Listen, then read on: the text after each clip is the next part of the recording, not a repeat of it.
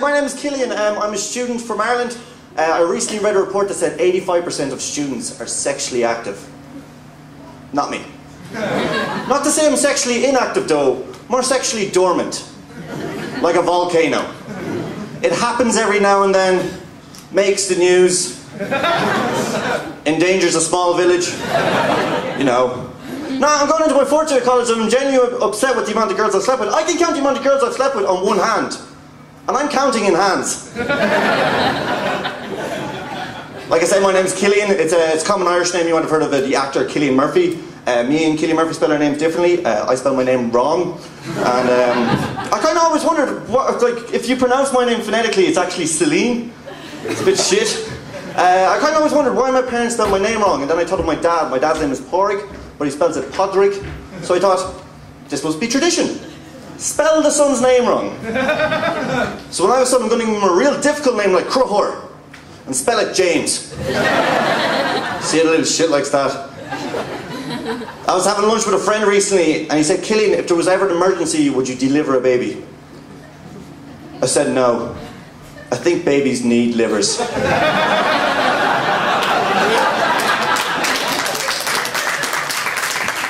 Yeah, that didn't happen.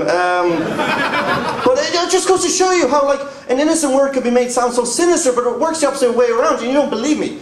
Think of every day on Facebook, you see the word frape. Oh, it was just a frape. I was fraped. That's a very serious word that you just turned into a bit of banter by adding one letter. And I thought, what other serious words could we turn into a bit of banter by adding one letter? Well, you could have suicide. I don't know what it means, but you can have it. I was telling a joke recently and somebody came up to me and says, it's funny you mentioned suicide. Do you know there's such thing as a euthanasia roller coaster? I'm not lying. This Russian scientist came up with the concept of a euthanasia roller coaster and what it is 9 loop-de-loops that gradually get smaller and smaller and smaller until a passenger is rendered brain dead. And I thought, that is the worst theme park ride in the world. Because at the very end of this thing, you're going to have one of those photo kiosks. Doing fuck all business. Because nobody wants their picture when their eyes are closed. Yeah, now, there was a film that came out this year called How to Train Your Dragon 2. Fuck that film. Because no, the fucking dragon was trained in the first film. That movie should have been called How to Reach and Maintain Optimum Performance of Your Dragon. 1. And while we're at it, fuck prequels. Hate prequels, they're so pointless. If a prequel was any good, it would have been the first film. It's the difference between me standing here telling you jokes and me 2 hours ago in my apartment like this.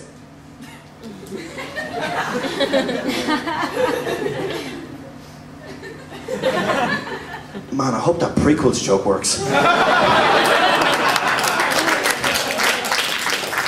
Yeah, I do watch a lot of films. I do enjoy films. Something I think works quite well in films is plot twists. What I don't think plot twist would work quite so well in though is porn. I don't want to be going away myself only to find out that the main character was dead the whole time. Or even worse, just to hear, I am your father. I'm logging out of that shit. Yeah, like I said, I had a weird name. I have an even weirder nickname. Like most nicknames, it's just a shortened version of my actual name. So you know the way Andrew gets shortened to Andy, Benjamin gets shortened to Ben. Any guesses what Cillein was shortened to? Kill. Clit. I've been called Clit since I was 13 years old. I didn't find out what a clit was until I was 16 years old. And then had my first experience with it until I was 21. I'm 20. 21 is just a deadline I've set in the back of my head. But it's you know, and my mates, they didn't stop at clit. They used to keep adding more, so they'd be like, clitosaurus, clitopotamus. One of my mates tried to get Clitler going. Not on board with that. But the worst slash best one came when me and my mate were in a bookshop and he turns to me and he goes, Cliterature! Again, proving with adding just one letter to anything, banter. But yeah, no, like, if you think about it, it sounds weird to have clit as a nickname, it does, and I know that, but like, think about it, a nickname's a lot like an orgasm. They're better when other people give them to you. And those who do give them to themselves tend to be wankers.